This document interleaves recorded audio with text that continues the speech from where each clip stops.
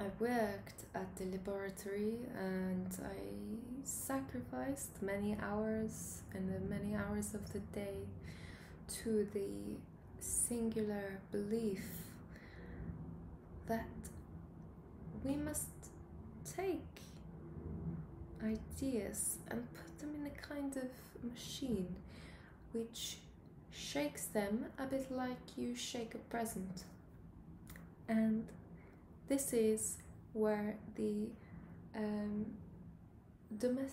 domesticity is an important part of life, the economics of ideas. We cannot simply fit ideas wherever.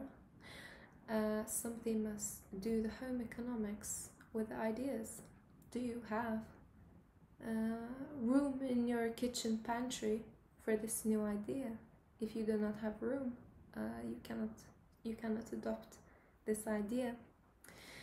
And so somebody had to come along and say, okay, so now there needs to be a bit logistics about the adoption of new ideas, the production of new ideas. Has the laundry been done? Has the shopping been brought? And in our philosophy, you cannot escape the home economics from the ideas of the most lofty nature, like the most greatest abstractions. So somebody still has to make the coffee, and somebody has to read the coffee when you finish it and turn it around. And so, no, ideas follow the coffee into the shopping cart and get taken home. Ideas that you hear on the street, ideas they come from the neighbor, that come from the lecture theater. It's all ideas. There is no, we imagine the higher and the lower nature, and we tend to prohibit ourselves in imagining the higher class of thoughts and the lower class of thoughts. This is why we put it all together. No distinction.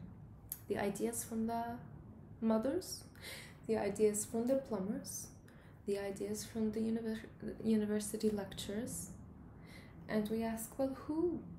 Until now it was assumed that the university lecturer is in the position of a privileged position to know, because they have all the time, they don't have to do all the cleaning and all these other things, and so they have the time to acquire the knowledge and to develop the knowledge and to write the knowledge. And that is the main mistake we made. It is like that famous phrase that history is written by the victorious, while the scholarship is written by the university lecturers. But it is not. This is, the writings we have today from the scholars are the outcome of a certain kind of logistics.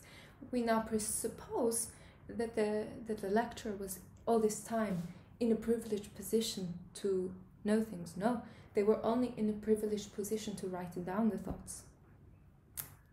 Who is in the most privileged position to know things? Well, maybe it is the mothers and the plumbers, who are able to produce some thoughts that are not accessible to the university lecturer. And this is why we have decided to meld together the home economics and the ideas. And I will ask you, do you have room in your house for a new one? This is my job. And so this is how I usually explain it to people. They will give me a call, and I'm like a consultant, and I will ask them, well, what kind of idea is this? What is the density of the idea? How heavy is it? And I will look around your house, see if I can make some room, talk to you, see if you have time in your schedule to adopt a new idea, and then we can make it work, But these ideas can, of course, come from anywhere, and occasionally I have an idea too.